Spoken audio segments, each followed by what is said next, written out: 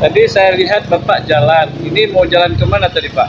Eh, saya kebetulan ada pekerjaan di daerah Warung Bangjo. Kegiatan saya sehari-hari adalah juru parkir di sana. Eh, Itulah Pak, saya jalan kaki berhubung saya belum ada kendaraan. Kebetulan juga mau juga kendaraan, cuman rezeki belum ketemu sebagaimana untuk dapat saya memiliki kendaraan.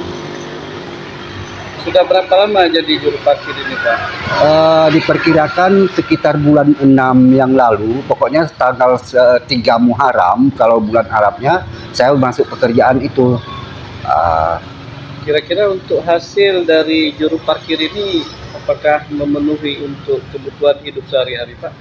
Kalau memenuhi kebutuhan untuk sehari-hari dianggap jauh lagi, dianggap belum dapat mencukupi. Sebab contohnya gini, yang dapat sama saya minimal per hari mulai dari 30.000 sampai dengan 70.000. Rata-ratanya berarti 60.000, 70.000 sehari.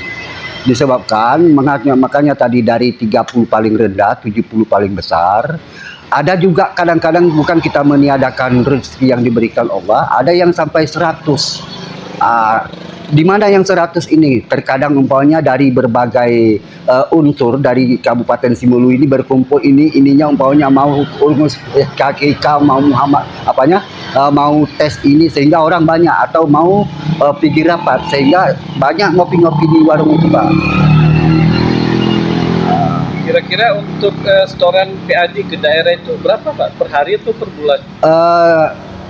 Kami punya kewajiban di situ untuk berdasarkan, memang kalau kita pikirkan per bulan juga.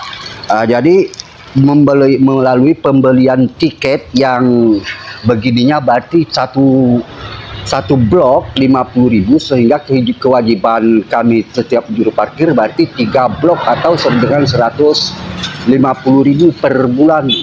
Pokoknya bulan ini harus beli 3 blok. Satu blok itu berapa lembar? 100 lembar. Berarti kalau ada 3 blok 300 lembar. 300 lembar. Kira-kira apa motivasi Bapak menjadi juru parkir di sini? Untuk motivasi saya bisa dikatakan untuk penyambungan hidup sehari-hari, karena sementara belum dapat mata pekerjaan yang dianggap meringankan beban.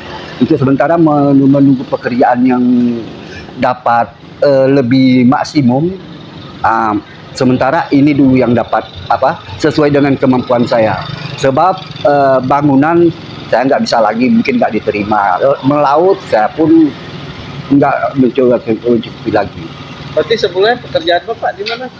Semula pekerjaan saya di kampung sana, seperti bertani, kadang-kadang seperti berkebun, namanya aja kehidupan kampung Pak. Iya. Di mana Pak kampungnya tadi? Di Desa Tamunjaya, Kecamatan Salang. Untuk di Kota Sinabang Bapak menginapnya di mana? Saya menginap di terminal itu, kan ada ruko-ruko yang di belakang itu. Jadi pada dasarnya di situ nyewa 120.000 per bulan, satu kamar. Tetapi setelah saya mendaftar di situ di bulan 6-nya, saya bayar di bulan 6 dan 7-nya 1 bulan.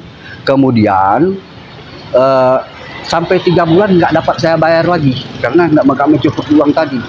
Sehingga yang kabid pada saat itu Pak Ardiansah, yang kepala dinasnya Pak Rohas.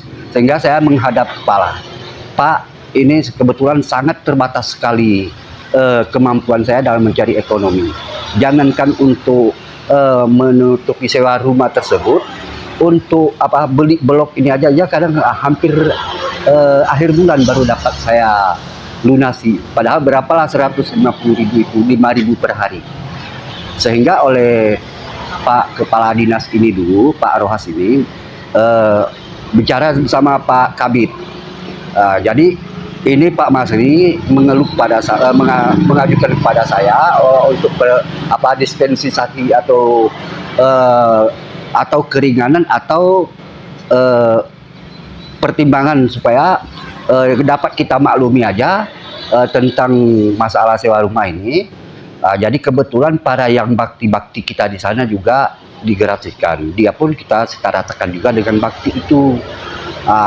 Mereka tenaga yang diberikan kepada pemerintah atau ke perhubungan berbakti, dia melalui jasa dari parkir ini yang diberikan kepada perhubungan atau kepada pemerintah. Berarti intinya tempat tinggal Bapak sekarang gratis. Gratis, gratis. Alhamdulillah, Pak, ya. Ya.